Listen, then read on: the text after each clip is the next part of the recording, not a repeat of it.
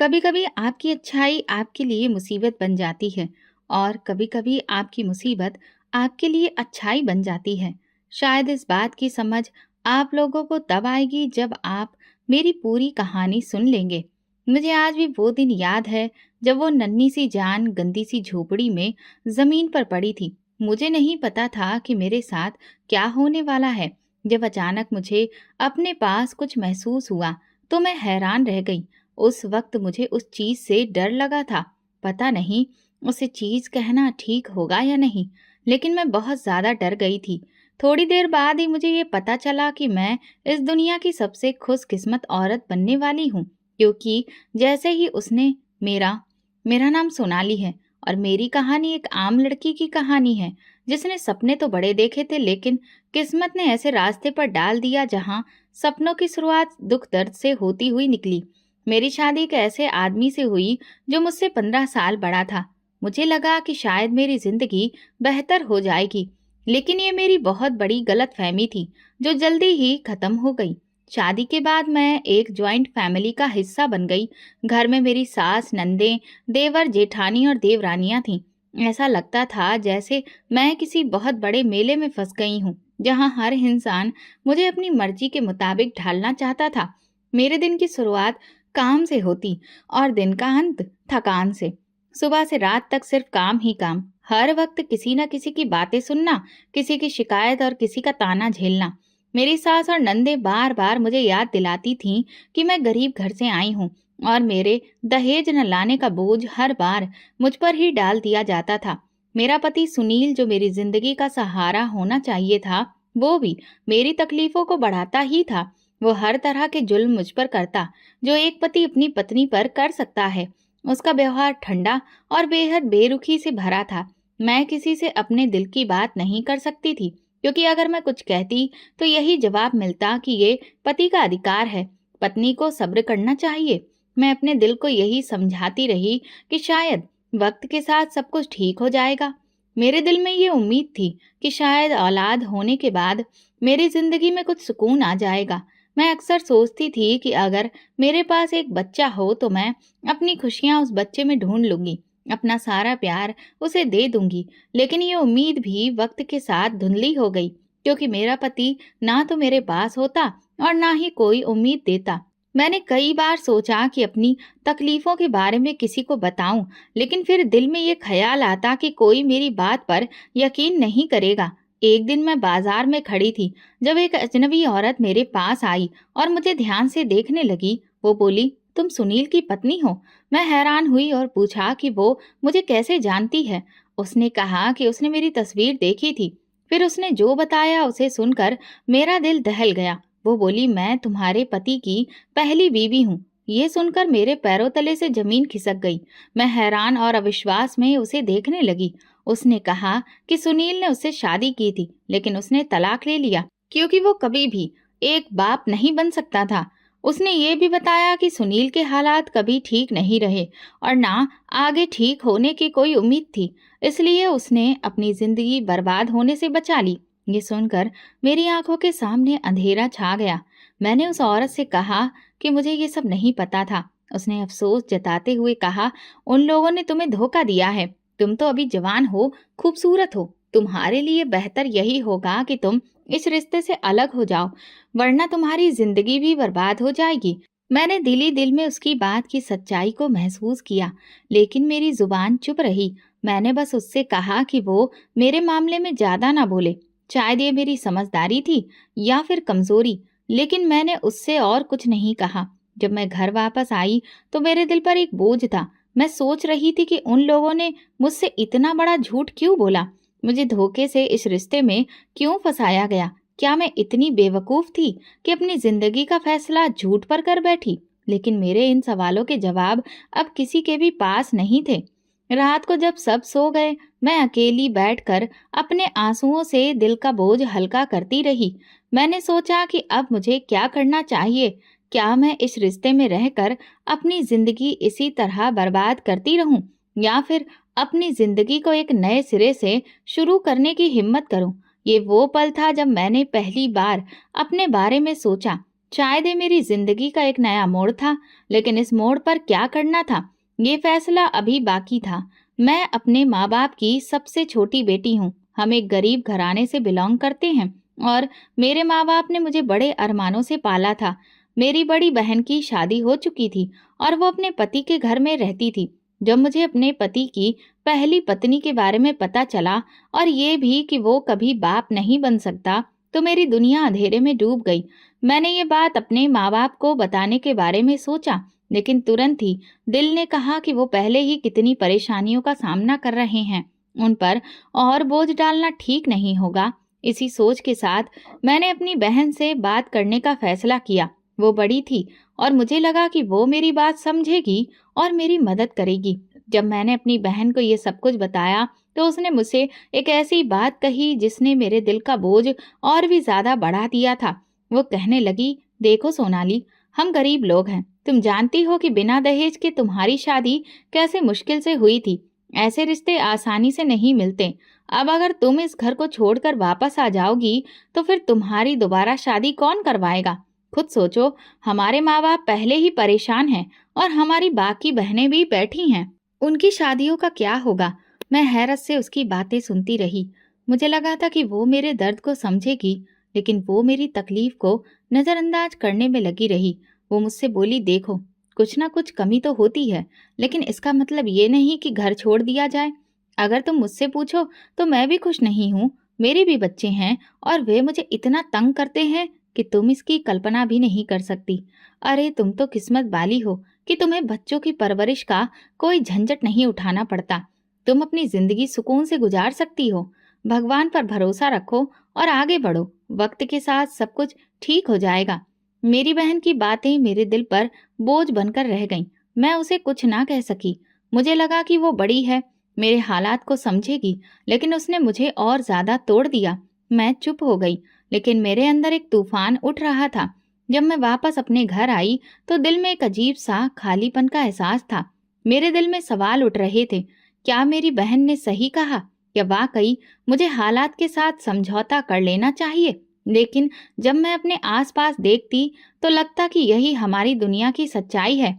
मेरे आसपास की औरतें भी तो अपनी जिंदगी गुजार रही थीं, चाहे वे कितनी भी मुश्किलों का सामना क्यों न कर रही हों। मैंने सोचा कि शायद मेरी किस्मत यही है और भगवान मुझे इन कुर्बानियों के लिए तैयार कर देगा। लेकिन वक्त गुजरता गया और हालात बेहतर होने की बजाय और खराब होते चले गए। मेरे पति और ससुराल वाले मेरे खिलाफ एक और बात फैलाने लगे। उन्होंने कहना शुरू कर दिया कि मैं एक बांझ औरत हूँ, मेरे यहाँ औलाद नहीं हो सकती। ये सुनकर मेरा दिल टूट गया। मुझे अच्छी तरह पता था कि समस्या मेरे साथ नहीं, मेरे पति के साथ थी। उसने खुद कभी मुझे ये बात नहीं बताई थी, लेकिन उसकी पहली पत्नी की जुबान से मैं ये सब सुन चुकी थी। वो न सिर्फ ये हकीकत मुझसे छुपाता रहा, बल्कि अब मुझे भी औलाद न होने के ताने देता। जब भी वो मुझे ताना देता, मैं चुपचाप उसकी आंखों में देखती रहती। मैं सोचती कि वो किस मुंह से मुझे ये सब बातें कह रहा है। उसे तो खुद पता है कि वो कभी बाप नहीं बन सकता, लेकिन उसकी बातों में ना कोई शर्मिंदगी थी, ना कोई पछतावा। वो हमेशा अपनी जिद पर कायम रहता था। वो मुझे हर वक्त यही कहता कि मेरी वजह से उसके परिवार का नाम खराब हो रहा है, क्योंकि मैं उसे एक बारिश नहीं दे सकती।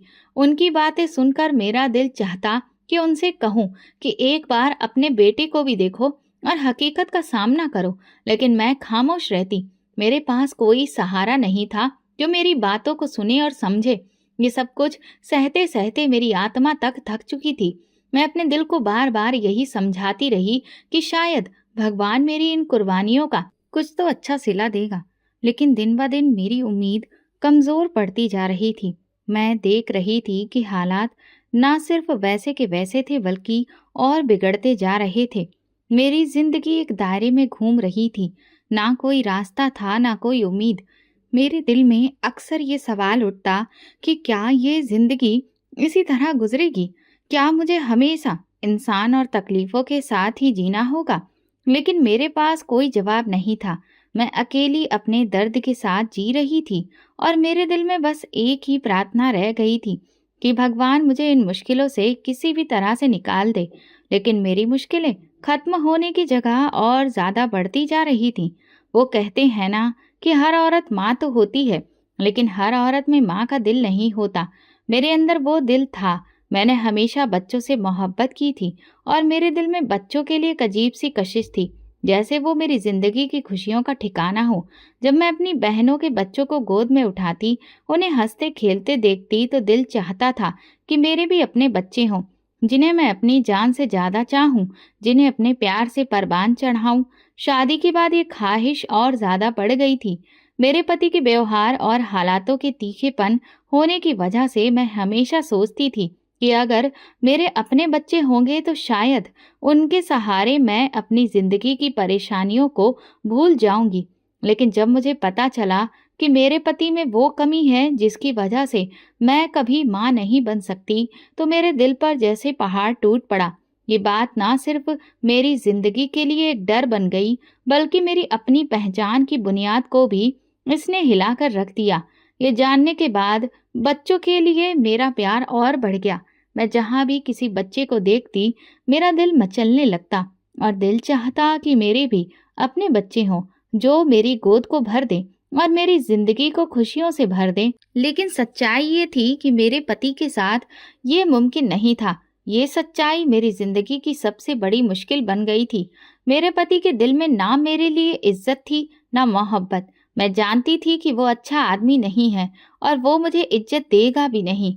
इसलिए मेरे दिल में ये आस थी कि अगर मेरे बच्चे होते तो शायद मेरी दुनिया बदल जाती, उनके साथ मेरा दिल लग जाता और शायद उनके सहारे मैं अपनी जिंदगी की परेशानियों को सहने की ताकत जुटा लेती। एक दिन मैंने गुस्से में अपने पति से कहा, मुझे छोड़ दो, तुम्हारे साथ जिंदगी गुजारना मेरे लिए सजा है। मेरी बात सुनकर वो बिल्कुल नहीं हिचकिचाया और फौरन जवाब दिया, ठीक है, मैं तुम्हें छोड़ने में एक पल भी नहीं लगाऊंगा, लेकिन उसके बाद तुम्हारा क्या होगा? उसकी ये बात मेरे दिल को चीर कर रख गई। मैं हैरान थी कि ये आदमी जो अपने वजूद में इतनी बड़ी कमी रखता है, फिर भी इतना घमंड में चूर है कि वो मुझे छोड़ने की धमकी देते हुए जरा भी हिचकिचा नहीं रहा था। मैं सोचती रही, क्या उस पर भरोसा करूं? उसे तीसरी पत्नी भी क्या उसे मिल जाएगी? क्या ये सच इतना बेखौफ और बेरहम है कि उसे मेरी हालत से कोई फर्क नहीं पड़ता? एक दिन मेरे दिल में हिम्मत आई और मैंने गुस्से से कह दिया, मुझे पता है कि तुम्हारी पहले भी शादी हो चुकी है। ये सुनकर वो गुस्से से लाल पीला हो गया और उल्टा मुझ पर इल्जाम लगाने लगा कि मैं झूठ बोल रही हूँ और उस पर गलत आरोप लगा रही हूँ। उसने गुस्से में मेरे मुंह पर जोर से थप्पड़ मार दिया। इसके बाद उसके व्यवहार ने मेरी आत्मा तक को चोट पहुंचाई। मैं हैरान थी कि ये आदमी जो मुझसे मोहब्बत का दावा करता था, मेरे साथ ये सब कुछ कैसे कर सकता है। मेरी जिंदगी में मैं उसके घर में एक गुलाम की तरह रह रही थी और मेरी इज्जत उस घर में किसी के बराबर नहीं थी। घर के सारे नीचे काम मुझे ही करने को दिए गए थे। घर में और भी बहुएं थीं, लेकिन बाथरूम धोने की जिम्मेदारी सिर्फ मुझ पर डाली गई।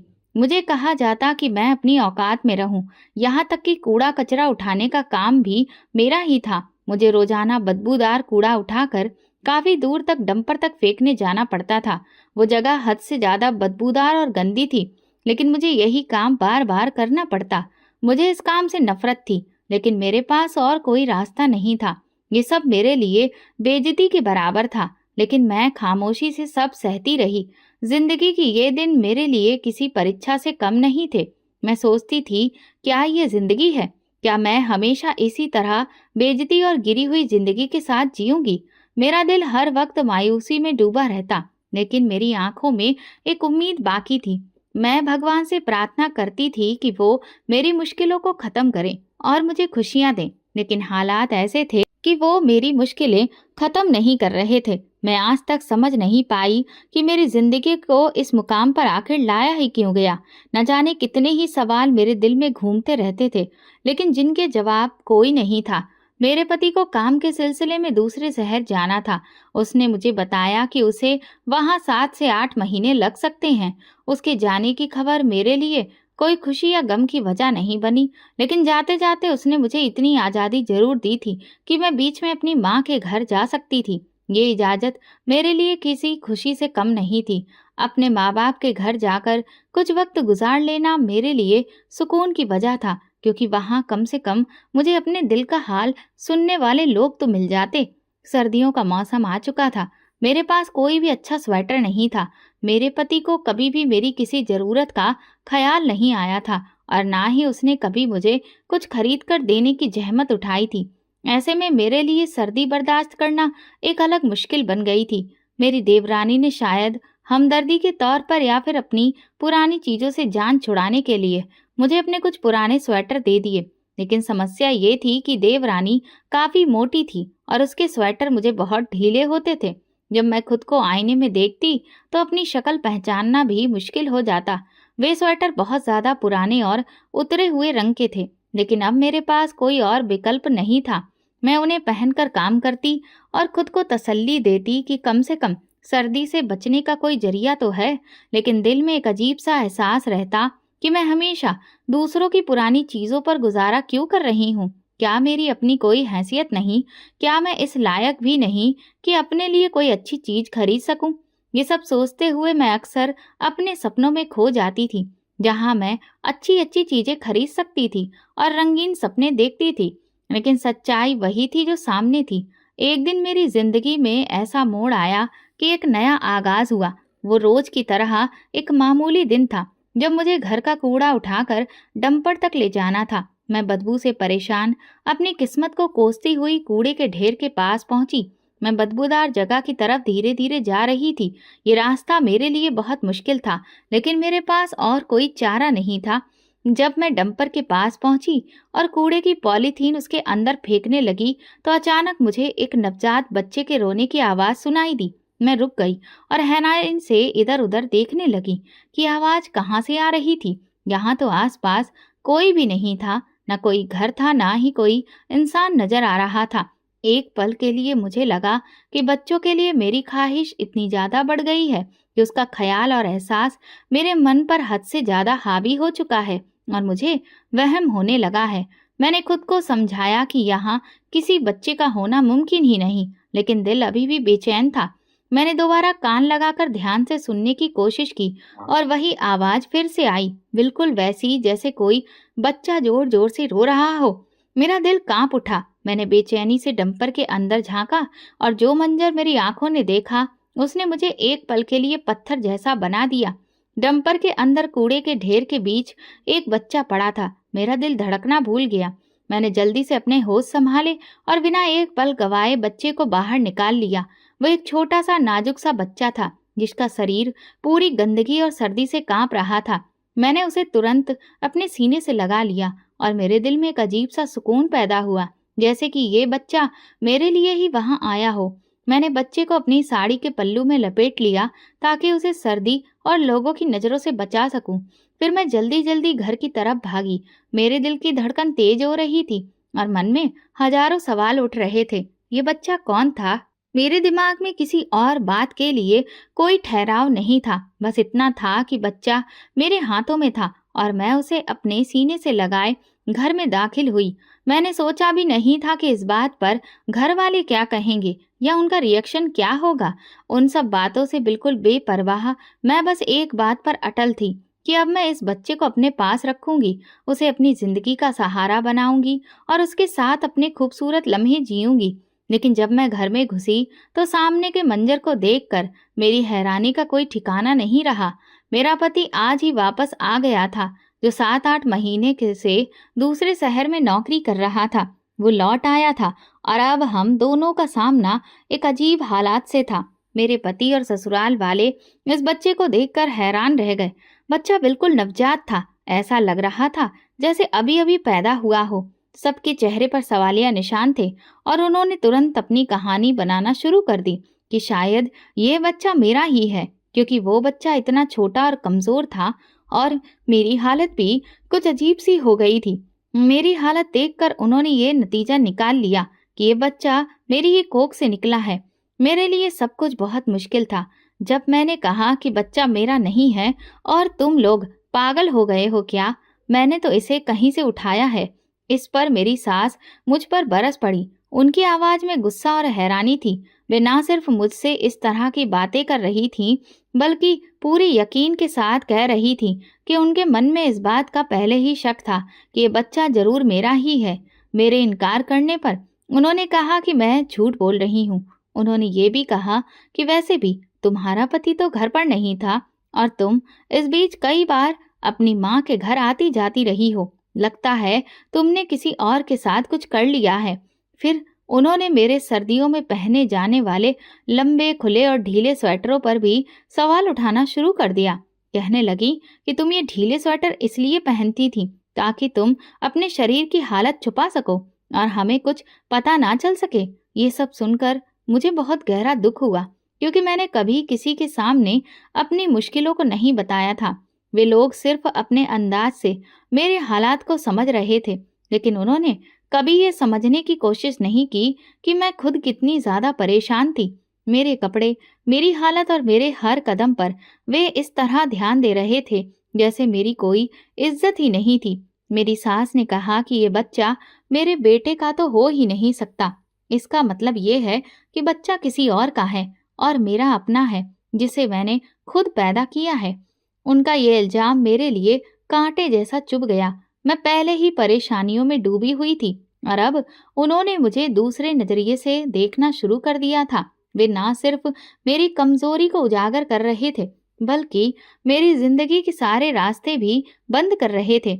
मैंने उन्हें समझाने की कोशिश की कि मैंने ढीले स्वेटर इसलिए पहने थे क्योंकि मेरे पास और कोई विकल्प नहीं था। मेरे पास नए स्वेटर खरीदने के पैसे नहीं थे और सर्दी से बचने के लिए मेरे पास बस यही सबसे आसान तरीका था। लेकिन उन्होंने मेरी इस मजबूरी को भी मेरा गुनाह बना दिया।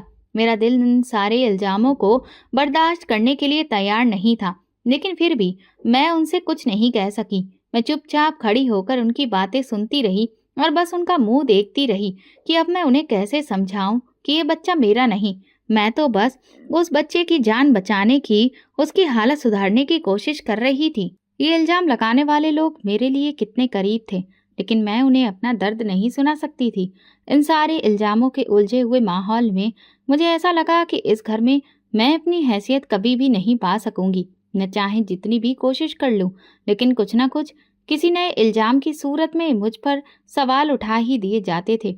ये बच्चा जो मेरे लिए बहुत कीमती हिस्सा बन चुका था, वो भी मेरी सास और ससुराल वालों के इल्जामों का शिकार बन चुका था। जब मैंने कहा कि ये बच्चा मुझे डंपर के पास मिला है, तो ससुराल वालों का रवैया देखकर मेरी दुनिया हिल गई। उन्होंने तुरंत कहा कि अगर ऐसा है तो इस बच्चे को अभी वापस वहीं छोड़ कर आओ। हम किसी और का बच्चा क्यों पालेंगे? पता नहीं ये किसका बच्चा है और कहाँ से आया है। उनकी बातें तेज चाकू की तरह मेरे दिल में चुभती चली गईं। मैं सिर्फ ये सोच रही थी कि ये लोग मुझसे ऐसा क्यों कह रहे हैं। मैं तो इस बच्चे को एक बेगुनाह के दर्द से बचाने के लिए अपने सीने से लगाकर लाई थी, लेकिन वे लोग ऐसे बर्ताव कर रहे थे जैसे मैंने कोई बहुत बड़ी गलती कर दी हो। वे कहने लगे कि अगर तुमने इसे यहाँ रखा तो ये तुम्हारी मुसीबत होगी, लेकिन हम इसे अपने घर में नहीं रखेंगे। ये सब सुनकर मैं टूट गई। ये वो लोग थे जो कभी मेरी मुश्किलों में मेरे साथ नहीं खड़े हुए, और अब जो कुछ भी मैं कर रही थी वो भी उनकी नज़रों में गलत था। लेकिन मैंने अपने दिल में फैसला कर लिया था कि मैं इस बच्चे को वापस नहीं छोड़ूंगी, क्योंकि वो बेकसूर था और मैं ऐसी इंसान नहीं थी कि किसी मासूम बच्चे को यूं ही ठोकरें खाने के लिए छोड़ दूं। मेरे दिल में सिर्फ एक ख्याल था कि ये बच्चा मेरी मदद का मोहताज है और मुझे इसकी सुरक्षा करनी है। मेरे ससुराल वालों ने मेरे अंदर की तड़प और मोहब्बत को नज़रअंदाज करते हुए मेरी इज्जत को कुचलने की कोशिश की। उनका गुस्सा और इल्जाम बढ़ते चले गए, जैसे मैंने कोई बहुत बड़ा जुर्म कर दिया हो। लेकिन मैं जानती थी कि बड़ों की गलतियों का कोई रिश्ता बच्चों से नहीं होता। बच्चे मासूम होते हैं। इस बच्चे का कोई कसूर नहीं था। फिर भी उन लोगों ने मुझे इतने बड़े इल्जामों का निशाना बनाया कि मैं भीतर से कांप रही थी। मैंने उन लोगों की बातें सहते हुए कहा कि मैं इस बच्चे को वापस नहीं छोड़ूंगी। ये मेरी जिम्मेदारी है और मैं इसे निभाऊंगी। इसके बाद मैंने हिम्मत करके और दिल की गहराई से एक और बात कही कि मेरे पति से तो बच्चा कभी हो ही नहीं सकता, क्योंकि वो नपुंसक है। तो फिर मैं क्यों इस बच्चे को वापस करूं? ये बच्चा मैं पालूंगी। ये बात सुनकर मेरी सास की आंखों में गुस्सा भर गया और उन्होंने मुझसे कहा कि तुम इस घर से अब निकल जाओ, फौरन दफा हो जाओ। मेरी सास के शब्द मेरे दिल पर उस वक्त जैसे तूफान बनकर गुजरे। वे मुझसे इतनी बेरहमी से बात कर रही थी जैसे मैंने कोई बहुत बड़ा अपराध कर दिया हो। उनकी आंखों में जो नफरत थी वो मैं इतनी शिद्दत से महसूस कर रही थी कि मैं अपनी जगह पर जम गई थी। अब मैं उनकी नज़रों में और भी ज्यादा गिरी हुई औरत बन चुकी थी, जो उनके ठुकराए जाने के लायक थी। मेरे पति ने भी मुझे धक्के देकर घर से निकाल दिया। वो भी मेरी हालत को समझने की बजाय बस ये देख रहे थे कि इस बच्चे की मौजूदगी उन्हें कितनी परेशानी दे रही थी। उस पल मुझे एहसास हुआ कि मैं उन सबके लिए एक बोझ बन चुकी थी, जिसे वे जल्दी से अपनी जिंदगी से निकाल देना चाहते थे। मेरे पास कुछ भी नहीं था, ना इस बच्चे को दूध पिलाने के लिए कुछ था और ना ही उसकी देखभाल के लिए कोई सामान। बस एक दुपट्टा था जिसमें मैंने इस बच्चे को लपेट रखा था। अब मैं सड़क पर खड़ी थी और सर्दी की तेज हवाएं मेरे शरीर में चुभ रही थीं। रात होने वाली थी और मुझे एहसास हो रहा था कि मेरे पास इस बच्चे को बचाने के लिए कुछ भी नहीं है। मेरी जिंदगी जैसे एक तूफान के बीच फंस गई थी। घर वापस जाना भी मेरे लिए मुमकिन नहीं था, क्योंकि वहां भी मुझे बस इल्जाम ही मिलते। अपने लोगों की बातों को सुनना इंसान के लिए बहुत तकलीफदेह होता है, लेकिन जब ये बातें अपने ही घर वालों से सुननी पड़े तो दिल टूट जाता है। इंसान परायों के ताने तो सह लेता है, पर अपनों के ताने दिल को चीर जाते हैं। मेरी आंखों में आंसू थे, लेकिन जुबान खामोश थी, क्योंकि मैं अब कुछ भी कहने के काबिल नहीं रही थी। मेरी तकलीफ और दिल की बेचैनी को समझने वाला कोई नहीं था। मैं जानती थी कि इस बच्चे का कोई कसूर नहीं था। उस वक्त मैं बस यही सोच रही थी कि अब जिंदगी के इस मोड़ पर मुझे और क्या करना चाहिए। क्या यही मेरी किस्मत थी कि मुझे अपने ही घर वालों से इतनी बेइज्जती का सामना करना पड़े? जब मैं एक मेडिकल स्टोर के पास पहुंची तो मेरे दिमाग में बस एक ही ख्याल था, इस बच्चे की जरूरत पूरी करना ही मेरी सबसे बड़ी जिम्मेदारी है। ये छोटा सा बच्चा जो जिंदगी की पहली सांस में ही इतनी तकलीफ में डूबा था, उसके लिए मैं बस इतना करना चाहती थी कि उसकी तकलीफ को कम कर सकूं और वो सुकून से सो सके। मैंने उसे अपने स्वेटर में जगह देकर ठंड से बचाने की कोशिश की। फिर मैं मेडिकल स्टोर पर गई और उसके मालिक से कहा कि छोटे बच्चों को दूध पिलाने वाला कोई फीडर या पानी की बोतल, या अगर आपके पास कोई और चीज़ हो तो मुझे दे दीजिए। मेरा दिल बहुत बेचैन था, क्योंकि मेरी नज़र में उस बच्चे की ज़िंदगी सबसे बड़ी ज़रूरत थी। उस वक्त मुझे बस इतना चाहिए था कि वो किसी भी तरह दूध पी ले, उसका पेट भर जाए, ताकि उसे कुछ सुकून मिल सके। मेडिकल स्टोर वाले ने सारी चीज़ें मेरे सामने रख दी। जब उसने बिल का हिसाब बताया तो मेरे दिल की धड़कन तेज हो गई। वो इतना ज़्यादा था कि मेरे पास पूरे पैसे नहीं थे। गम और अफसोस ने मुझे और भी कमज़ोर कर दिया। फिर मुझे याद आया कि मेरे पास एक आखिरी चीज़ है जिसे मैं बेच सकती हूँ, मेरे सोने के टॉप्स, जो मेरी माँ ने मुझे बचपन में बनवा कर दिए थे जब मैंने पहली बार अपने कान छिदवाए थे। बे टॉप्स मुझे सबसे प्यारे थे। मैंने वो सोने के टॉप्स निकाले और बिना किसी हिचकिचाहट के काउंटर पर रख दिए। मेडिकल स्टोर वाले ने देखा और तुरंत कहा, बहन जी, आप क्या कर रही हैं? पैसे दीजिए, सोने के टॉप्स क्यों दे रही हैं? उसकी बातों में अजीब सी हैरानी थी, जैसे वो मेरी हालत को समझ नहीं पा रहा था। मैंने उसकी आंखों में देखते हुए कहा, मेरे पास पैसे नहीं हैं भैया, आप ये ले लीजिए। जब मेरे पास पैसे होंगे तो मैं आपको पैसे देकर टॉप्स वापस ले आऊंगी। उसका चेहरा अफसोस से भर गया। उसे मेरी हालत पर यकीन करना मुश्किल हो रहा था। वो मुझे अजीब नज़रों से देखने लगा। मैंने कहा, भैया, ये बच्चा मेरा नहीं है, मुझे रास्ते में मिला है। अगर आप कुछ गलत सोच रहे हैं तो मैं बता दूं कि मैं कोई बुरी इंसान नहीं हूँ। जब ये शब्द मेरे मुंह से निकले तो मेरी आंखों से आंसू बहने लगे। वो मेडिकल स्टोर वाला मुझे देख रहा था। उसकी आंखों में भी नमी आ गई थी, जैसे वो मेरा दर्द समझ रहा हो। फिर उसने मेरे सिर पर हाथ रखकर कहा, आप मेरी बहन जैसी हैं, सामान ऐसे ही ले जाइए और बेफिक्र रहिए। उसकी बातों में इतनी हमदर्दी और इंसानियत थी कि मैंने सोचा शायद वो समझ चुका था कि मैं एक मजबूर औरत हूँ, जिसे बेबसी की हालत में ये कदम उठाना पड़ा। उसने ना सिर्फ सामान दिया, बल्कि अपने घर से अपने बच्चों के कुछ कपड़े भी लाकर दे दिए और पूछा, आपके पास रहने की जगह तो है ना? मुझे लगा जैसे वो वाकई मेरी हालत से हमदर्दी रखता था। उस पल मेरे दिमाग में एक ख्याल आया कि मैं उसे अपनी पूरी कहानी बता दूं कि मैं कहाँ जा रही हूँ, क्यों सड़क पर हूँ और क्यों अपने ही घर से निकाली गई हूँ। लेकिन फिर मुझे एहसास हुआ कि किसी अजनबी के एहसान को इतनी जल्दी अपनाना ठीक नहीं होता। मैं जानती थी कि मेरे पास उस वक्त कोई और रास्ता नहीं था। अगर मैं उसका एहसान लेती तो शायद वो मुझ पर और भी तरस खाकर मदद करता। लेकिन मैंने दिल में फैसला किया कि मैं उसका एहसान नहीं लूंगी। मैंने कहा, भैया मैं खुद संभाल लूंगी। उसने कहा, ठीक है। मैंने उसे धन्यवाद कहा और आगे बढ़ गई। मैंने बच्चे को कपड़े पहनाए, फिर फीडर में थोड़ा सा दूध और पानी मिलाकर उसे दूध पिलाया। वो बच्चा बहुत कमजोर था। जब उसका पेट भर गया तो वो सुकून से सो गया। उसे सोते देख मुझे भी थोड़ा सुकून महसूस हुआ, मगर अपनी हालत के बारे में सोचकर मेरा दिल भर आया। मैं इस बच्चे को पालते हुए खुद को इस एहसास में डूबी हुई महसूस कर रही थी कि मेरी जिंदगी मुझे ये कहाँ ले आई थी। अब आगे क्या होगा मैं नहीं जानती थी, लेकिन मुझे लगा कि ये बच्चा दरअसल मुझे एक नई हकीकत सिखा रहा था कि कभी कभी इंसानों को एक दूसरे की मदद की जरूरत होती है, लेकिन जब अपने मदद करने वाले लोग मुंह मोड़ लेते हैं तो आपकी दुनिया तकलीफों से भर जाती है। मैंने इस बच्चे को अपना लिया था। उसकी मौजूदगी ने मेरे अंदर एक नया जज्बा जगा दिया था कि मैं इस बच्चे के लिए किसी भी हद तक जा सकती हूँ। ये सोचते हुए मेरी आंखों में एक नई हिम्मत आ गई थी। लेकिन जब भी मैं अपने घर की तरफ पलटकर सोचती थी तो याद आता कि मुझे तो अपने ही घर वालों ने निकाल दिया था, सिर्फ इसलिए कि मैंने एक बच्चे को अपनाया था। मैं बार बार सोचती कि आखिर मैंने ऐसा क्या किया था जिसकी वजह से मुझे इतना बुरा सुलूक सहना पड़ा। फिर भी मेरे दिल में एक अजीब सा सुकून था। इतनी मुश्किलें सहने के बाद भी मैं इस बच्चे को अपनी मोहब्बत दे रही थी। मुझे पता था कि लोग यही सोचेंगे कि वो बच्चा मेरा है, क्योंकि मैंने उसे अच्छे कपड़े पहनाए थे और उसकी ज़रूरतें पूरी कर रही थी। वो बच्चा मेरे सीने से चिपक कर सो रहा था, लेकिन मुझे खुद को हमेशा इस हकीकत से जोड़कर रखना था कि मेरा उससे कोई खून का रिश्ता नहीं था। मैं उसकी परवरिश सिर्फ इंसानियत और मोहब्बत की बुनियाद पर कर रही थी।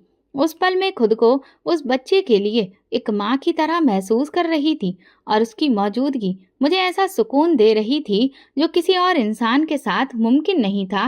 रात का वक्त था और अब मेरे लिए इस बच्चे की परवरिश का सवाल था। लेकिन मैं ये सोचकर परेशान थी कि रात कहाँ गुजारूंगी, कुछ समझ नहीं आ रहा था। फिर अचानक मेरी नज़र एक छोटी सी झोपड़ी पर पड़ी। वो जगह बिल्कुल खाली लग रही थी और अंदर एक बिस्तर पड़ा था जो शायद किसी मजदूर या बेघर का था। वहां पर कोई आ जा नहीं रहा था, इसलिए मैंने अंदर जाकर बैठने का फैसला किया। झोपड़ी के अंदर जाकर मैंने बच्चे को अपने सीने से लगा लिया और दोबारा उसे दूध पिलाया। वो सुकून से सो गया, लेकिन इसके बाद मैं खुद को एक नए एहसास में डूबता हुआ महसूस कर रही थी। अचानक मुझे झोपड़ी की दहलीज पर किसी के कदमों की आवाज सुनाई दी। मैंने नजर घुमाई तो देखा कि एक आदमी अंदर आ रहा था जिसने बहुत अच्छे और साफ सुथरे कपड़े पहन रखे थे।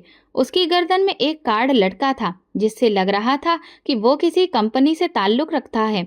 उसने मेरी तरफ देखकर कहा, आप यहाँ क्या कर रही हैं? कौन हैं आप? मैंने डरते हुए जवाब दिया, आप कौन हैं? तो उसने कहा, ये झोपड़ी एक बूढ़े आदमी की थी, लेकिन अभी अभी हमने उसकी मदद कर उसे केंद्र में छोड़ दिया है। आप यहाँ क्या कर रही हैं? क्या आपको भी मदद की जरूरत है? ये सुनकर मुझे फौरन समझ आ गया कि वो कोई सेंटर वाला है। बातचीत से पता चला कि वो मेरी मदद करना चाहता है। मैंने उसे अपने बच्चे के बारे में भी बताया कि मैं कहाँ से आई हूँ और मेरे साथ क्या क्या हुआ। उसने मेरी बात सुनकर कहा, हम तो ये काम पैसों के बदले में करते हैं, लेकिन आप बिना किसी पैसे के अच्छाई का काम कर रही हैं, इसलिए आप हमारे साथ चलिए, हम आपकी मदद कर सकते हैं। उसकी बातों में कुछ ऐसा था कि मैंने तुरंत फैसला किया कि मैं उसके साथ चलूंगी। जब वो मुझे वहां ले आया तो वहां कुछ और औरतें भी मौजूद थीं। मैंने उन्हें अपनी कहानी सुनाई तो वे भी बहुत परेशान हो गईं। मुझे वहां पर खाना दिया गया, पहनने के लिए कपड़े भी दिए गए। मैंने रात वहां आराम से गुजारी और साफ सुथरे बिस्तर पर सोकर सुकून महसूस किया। सुबह हुई तो मैंने फोन करके अपने माँ बाप को सारी बात बताई। मेरी माँ चुप हो गई और पापा ने भी कुछ नहीं कहा। मुझे उनके इसी तरह के जवाब की उम्मीद थी, क्योंकि वे तो पहले ही मेरे बारे में अपने जज्बात जाहिर कर चुके थे। लेकिन इस बार मेरी आवाज में एक नया जोश था। मैंने अपनी माँ से कहा कि मुझे मेरी जिंदगी का मकसद मिल गया है, इसलिए मैं अब घर वापस नहीं जाऊंगी। मेरे पति ने मुझे तलाक भेज दिया था। ये बात जब मेरे माँ बाप ने बताई तो मेरी आंखों में आंसू आ गए। लेकिन जब मैं इस बच्चे को देखती थी तो दिल में सुकून आता था, जैसे कि मैंने अपनी जिंदगी में एक बड़ा काम किया हो। इस बच्चे ने मुझे एक नया रास्ता दिखाया था। मैं समझ चुकी थी कि जिंदगी का मकसद सिर्फ खुद खुश होना नहीं, बल्कि दूसरों के लिए कुछ अच्छा करना है। धीरे धीरे 10 साल बीत गए और मैं इस बच्चे के साथ अपनी जिंदगी गुजारती रही। मैंने बच्चे का नाम चंदन रखा। वो मुझे माँ कहता और जब वो ये शब्द बोलता तो मुझे अंदर से खुशी महसूस होती। इसके बाद केंद्र वालों ने मेरे लिए एक सही रिश्ता तलाश किया और मेरी शादी एक अमित नाम के आदमी से कराई। अमित ने मुझे और चंदन को अपनी जिंदगी का हिस्सा बनाया। वो ना सिर्फ एक बहुत अच्छा इंसान था, बल्कि उसने मुझे और चंदन को अपनाकर एक मिसाल पेश की थी। वो वास्तव में एक नेक दिल इंसान था। उसने मुझे एक नई जिंदगी दी। अब मेरी जिंदगी खुशहाल थी और मेरे माँ बाप भी मुझसे मिलने जुलने लगे थे, क्योंकि अब मैं एक अमीर आदमी की पत्नी बन चुकी थी। लेकिन सबसे खास बात यह थी कि मेरी जिंदगी में सुकून था। अब जब मैं सबको देखती हूँ तो उनके चेहरे पर सच्चाई नजर आती है। मैंने अपनी जिंदगी का मकसद पा लिया था। अब मैं हर किसी को यही समझाने की कोशिश करती हूँ कि ये जिंदगी सिर्फ पैसा या हैसियत का मामला नहीं है, बल्कि मोहब्बत, इंसानियत और सच्चाई का मामला है। जब हम अपनी जिंदगी में बुरे लोगों से जुड़ जाते हैं तो हमें लगने लगता है कि शायद इस दुनिया में अच्छे लोग हैं ही नहीं। ये सोच हमारे दिल और दिमाग पर कब्जा कर लेती है और फिर हम हर इंसान को शक की नज़र से देखने लगते हैं। हम भूल जाते हैं कि दुनिया में बहुत सारे अच्छे लोग भी हैं जो हमें मुश्किल वक्त में मदद देते हैं, जिनके दिल में इंसानियत की मोहब्बत होती है और जो किसी का दिल दुखाए बिना अपना अच्छा किरदार निभाते हैं। जब मुझे अपनी जिंदगी की सबसे बड़ी मुश्किल का सामना करना पड़ा, जब मुझे अपने ही घर से बेदखल कर दिया गया और सबने मुझ पर इल्जाम लगाए, तब मैंने सोचा था कि शायद अब मुझे जिंदगी में कोई सच्चाई नहीं मिलेगी। लेकिन फिर एक इंसान आया जो ना सिर्फ अच्छा इंसान था, बल्कि जिसकी नीयत में भी कोई खोट नहीं था। वो मेडिकल स्टोर वाला इंसान जिसने मेरी मदद की और मुझे उम्मीद दी। उसकी अच्छाई ने मेरी नज़र को बदला। मैंने दोबारा महसूस किया कि दुनिया में अच्छे लोग भी हैं। मेरे पति अमित ने भी मुझे और इस बच्चे को अपनी जिंदगी का हिस्सा बनाकर यही सबक दिया कि अच्छे लोग अभी भी इस दुनिया में मौजूद हैं। मुझे फक्र है कि मैंने एक अच्छा इंसान पा लिया है। आज जब मैं अपनी जिंदगी को पलट कर देखती हूँ तो मुझे गर्व होता है कि मैंने उस बच्चे को मोहब्बत दी जिसे किसी ने डंपर में फेंक दिया था। आज मैं खुद अपने बच्चों को जन्म देने वाली हूँ और शायद इसी वजह से भगवान ने मुझे इतनी खुशियाँ दी हैं। मेरी कहानी ने मुझे यही सिखाया कि अगर हम दुनिया में अच्छाई तलाश करें तो वो हमें ज़रूर मिलेगी। अगर हम दूसरों के साथ भलाई करेंगे तो उसका फल हमें मिलेगा। आज मेरी ज़िंदगी में सुकून है और मैं जानती हूँ कि मेरी ज़िंदगी अब एक नई रोशनी से भर चुकी है। आखिर में मैं यही कहना चाहती हूँ कि हर औरत माँ तो होती है, लेकिन हर औरत में माँ का दिल नहीं होता। वो भी तो एक औरत ही होगी जिसने इस बच्चे को डंपर में फेंक दिया था। लेकिन भगवान का शुक्र है कि वो बच्चा मुझे मिल गया। कभी कभी जिंदगी में ऐसे मोड़ और परीक्षाएं आती हैं जहां हमें अपनी गुमसुदगी और बेबसी में एक नई हिम्मत मिलती है, जिसका हमें खुद भी अंदाजा नहीं होता। इस बच्चे के मेरी जिंदगी में आने से मुझे ये सबक मिला कि जिंदगी में कोई भी चीज़ यूं ही नहीं होती। हर चीज़ का एक मकसद होता है और एक रास्ता होता है। बस हमें भगवान पर भरोसा रखना चाहिए। दोस्तों, अगर आपको हमारी कहानी पसंद आई हो तो कमेंट करके ज़रूर बताएं। वीडियो को लाइक करें और ज़्यादा से ज़्यादा शेयर करें। अगर आप चैनल पर नए हैं तो सब्सक्राइब जरूर करें और नोटिफिकेशन बेल दबाएं ताकि अगली अपडेट सबसे पहले आपको मिले। धन्यवाद।